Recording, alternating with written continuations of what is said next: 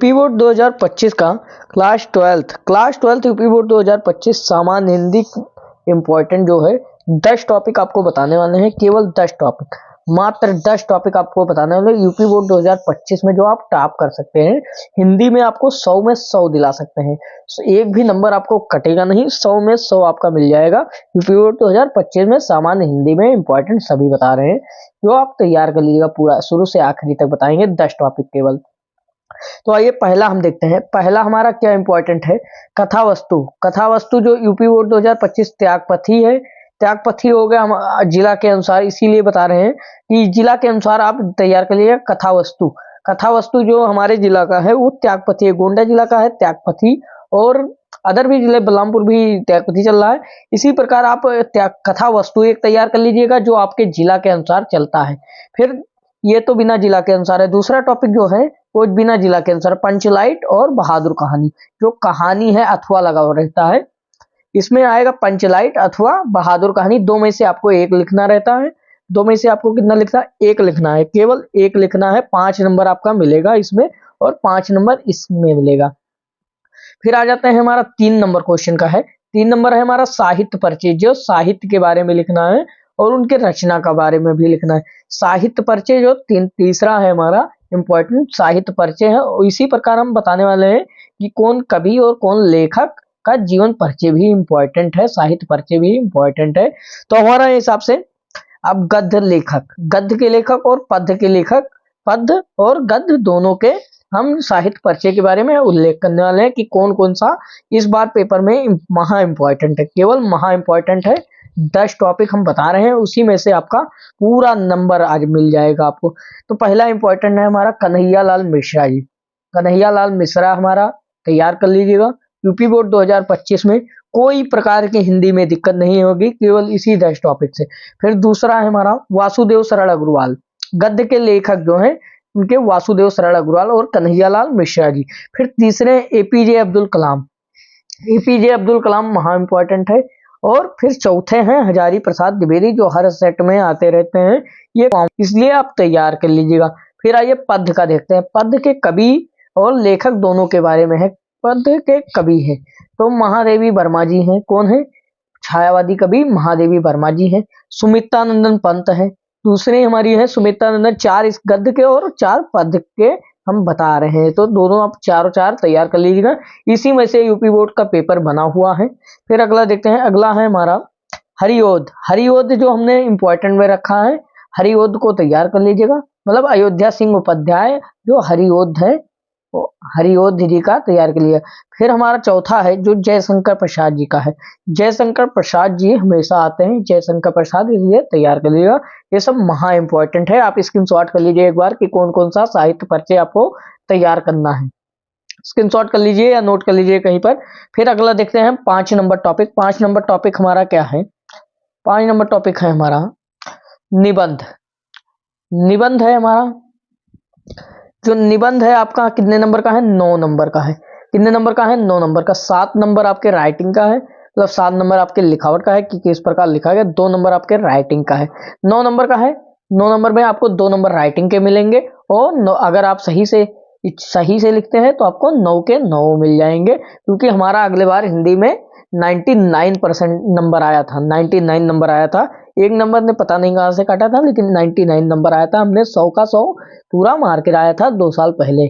तो आइए फिर देखते हैं पर्यावरण प्रदूषण हर बार आता है, हर सेट में आता है, कोई ऐसा सेट नहीं बाकी है। आप पर्यावरण नहीं आएगा तो प्रदूषण के बारे में आ जाएगा, प्रदूषण नहीं आएगा तो विज्ञान वरदान है या अभिश्राप है, इसके बारे में आ जाएगा। या मतलब कुल मिला के आपको वातावरण पर आ जाएगा। कुल मिला के आपको पर्यावरण ही आएगा। पर्यावरण, प्रदूषण, वातावरण इसी से संबंधित है। आपको प्रदूषण वगैरह में उसी में आ जाएगा, ठीक है। फिर अगला है हमारा शिक्षा और स्वास्थ्य। शिक्षा और स्वास्थ्य क्या है, इसके बारे में आपको प्रस्तावना, हेडिंग सब कुछ आपको मिलकर बनाकर लिखना है कि शिक्षा और स्वास्थ्य। 9 नंबर का ये भी आएगा, 7 नंबर +2 का रहेगा। 7+2 उस पे आपके मॉडल पेपर पे लिखा रहेगा, इसलिए आप तैयार कर लीजिएगा।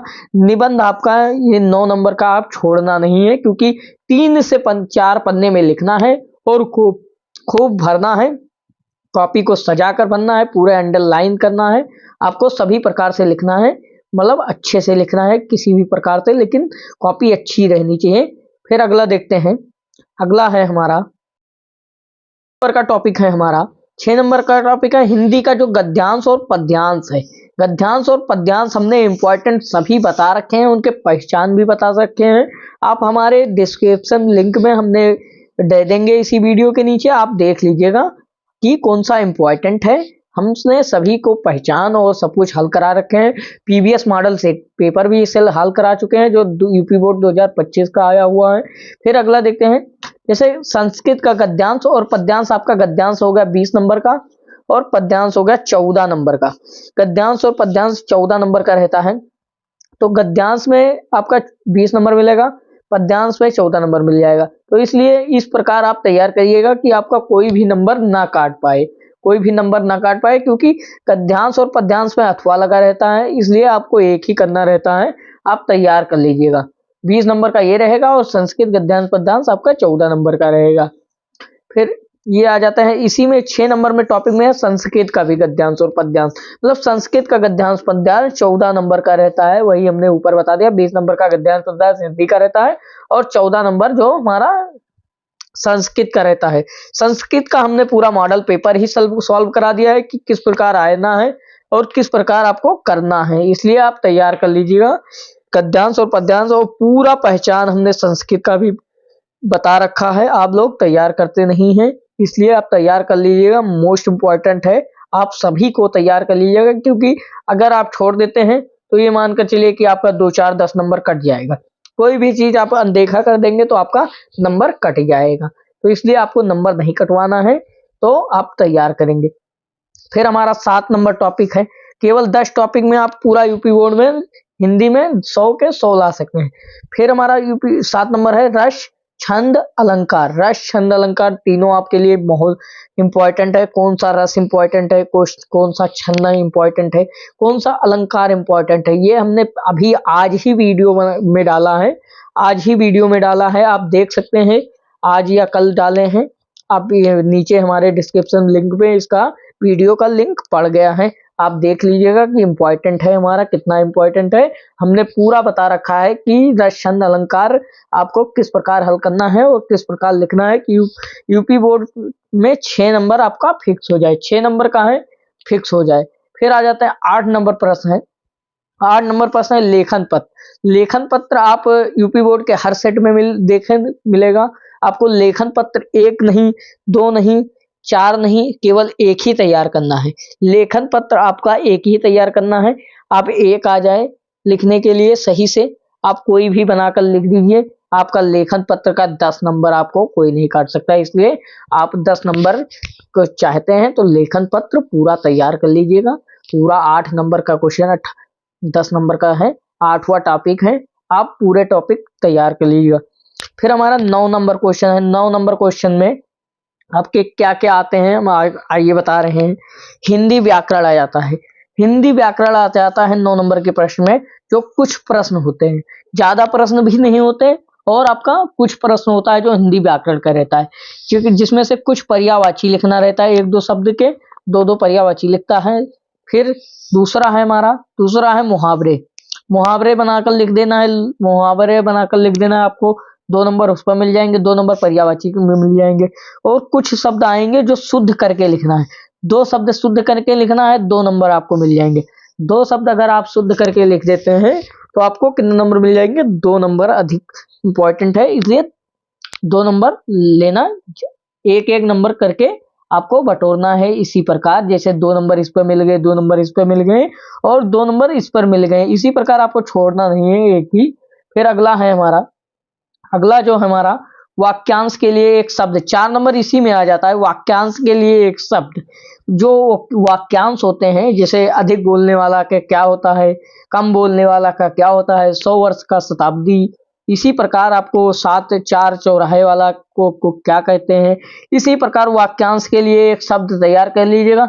जिसमें से आपको 4 आएंगे, उसमें से किसी 2 पर को टिक मारना है, 2 का टिक मारना है। 4 से 5 आएंगे, 2 का टिक मारना है कि कौन सा होगा।